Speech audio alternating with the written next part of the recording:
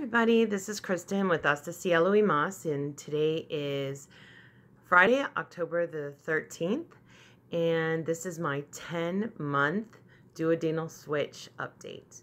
I am very excited to come to you today and report how I'm doing on my ketogenic cleanse. Day 13 is today, and things are going very well. I have a lot going on, so I'll go ahead and get started with my stats. I had duodenal switch surgery 10 months ago today, December the 13th, 2016, and I had started my journey last summer with a high weight of over 450.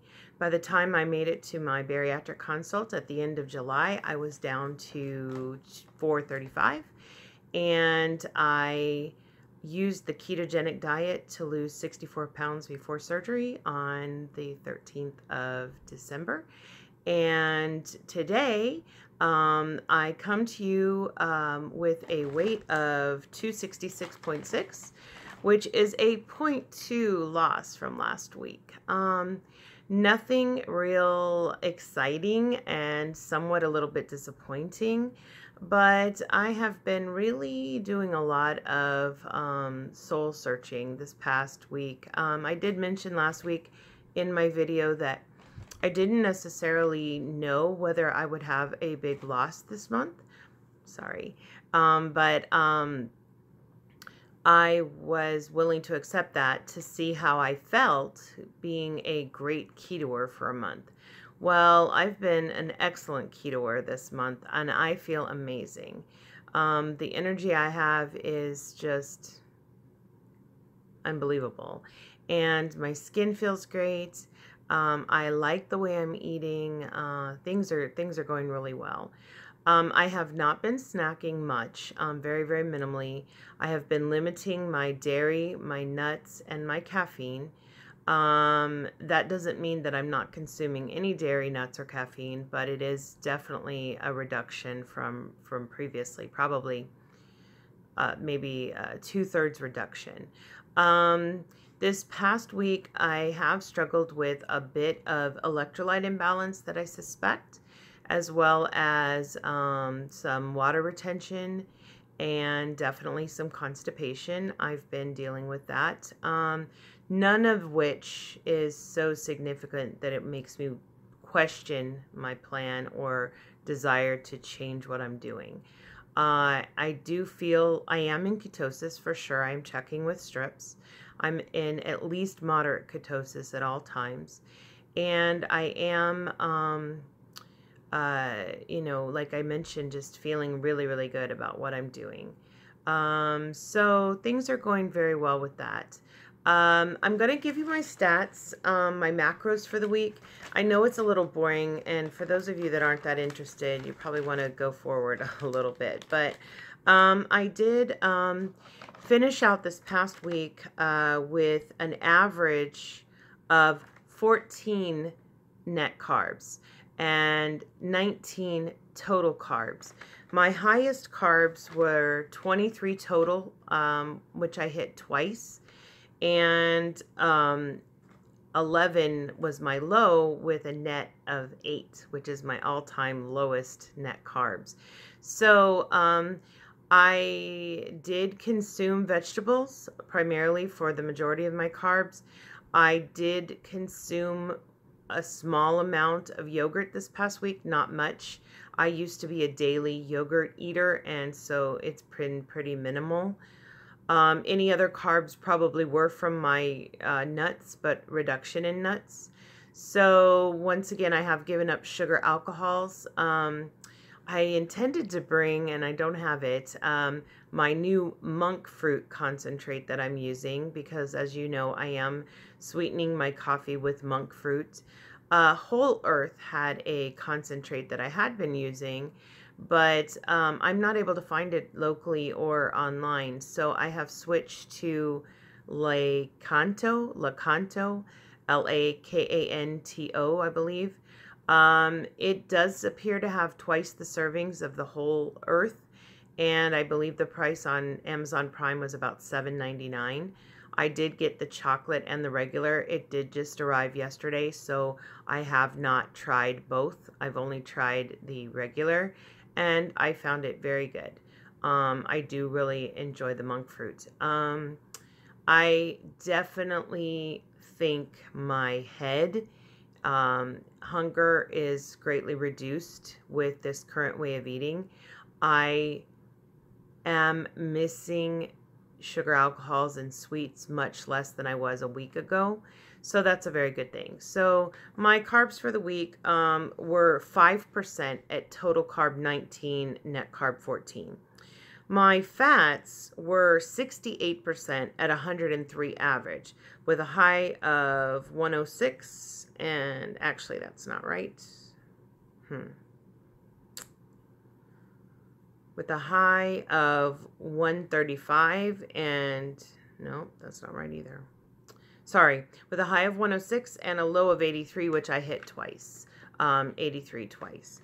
And I made an error and I glitched it up. Sorry about that. And then my protein average is 92, which I'm pretty happy with, which is 27% with a high of 135 and a low of 71.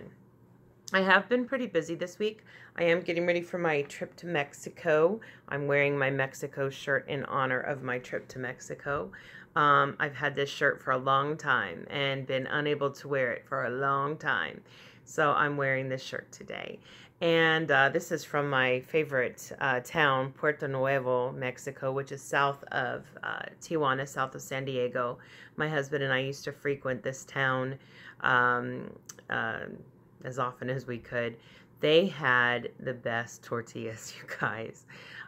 They were paper thin tortillas. You should look them up online. They're pretty amazing looking. They're big and paper thin, like paper thin, and so good. And they are famous, Puerto Nuevo, for their lobster right off the ocean, right out of the Pacific. And it is a community where there's just a bunch of restaurants and they're all serving the same food, which is fried lobster and paper thin tortillas and beans and rice, and it's just really good. But anyway, so Joni and I are getting ready for our trip to Monterrey. I'm super excited. I have begun to pack. I have a lot ready already. Yesterday I spent the entire day going through my clothes and my wardrobe and figuring out what I was going to wear in Monterrey and what I'm going to take, because I'm only taking a carry-on. So it's been interesting because I now fit into my sister-in-law's jeans. Some of you know that I have family members who had surgery at the same time that I did. And one of them is my sister-in-law, who's had a starting weight of approximately the weight that I'm at now. And she was a denim jeans person. Now, I thought it was kind of a style difference that I wasn't a denim jeans person and she was. But you know what? It really wasn't a style difference. It was the fact that they didn't really make jeans in my size and I wasn't comfortable in jeans. But now I'm pretty comfortable in jeans. And so all of her 22s fit me, every single one. Some of them are big. Some of them are tight. Some of them aren't.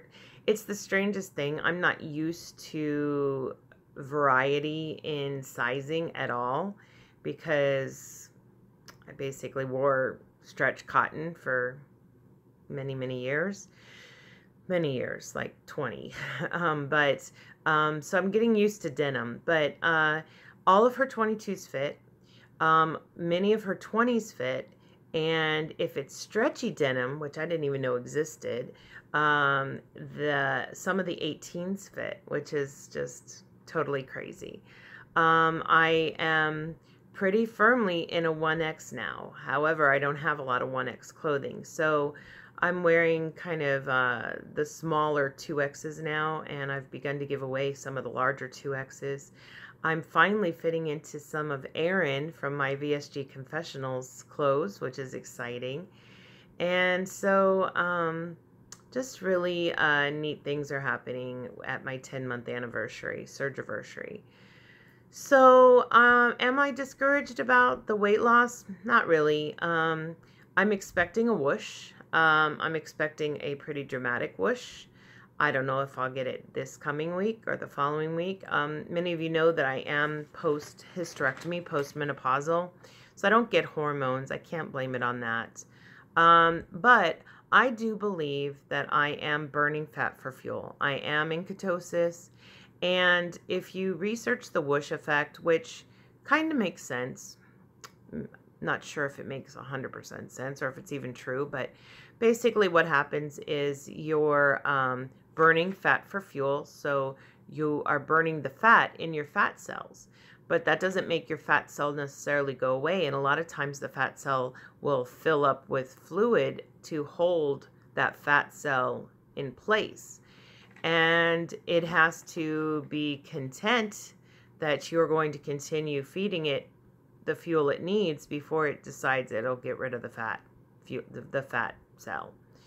That's what a whoosh is supposed to be. And then you have like a dramatic weight loss, like almost overnight. Well, I think I probably was in ketosis when I started my ketogenic cleanse.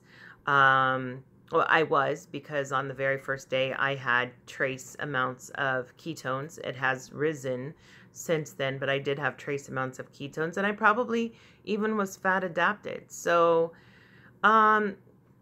this whole thing is just complicated. I have no regrets about what I'm doing, but it's all just very complicated, very complicated. I've been watching lots of YouTube videos on the science of ketosis and the science of burning fat for fuel, and it's interesting, but that doesn't mean it's all reflected in the scale. So I'm okay with that.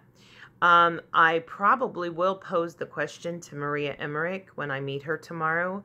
My bariatric surgery group is having a book signing, and we will be meeting her tomorrow, and I'm really excited.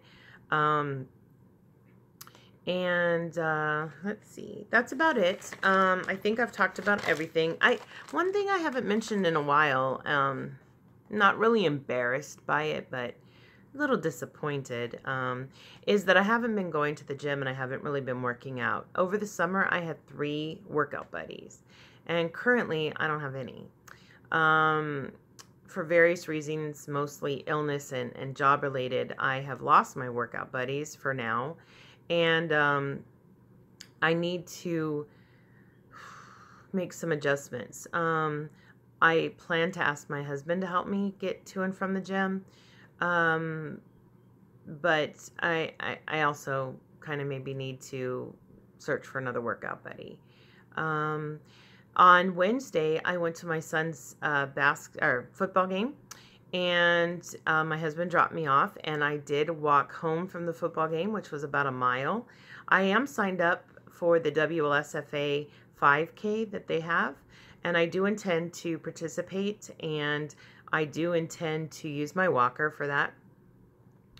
It's a big deal for me. I don't know what the longest distance is that I've walked in the past several years. Not far. At Six Flags, maybe I've gone possibly a 5K, but probably half a 5K, 2.5K, 3K. But I'm planning to start doing more walking. It's cooling down here some.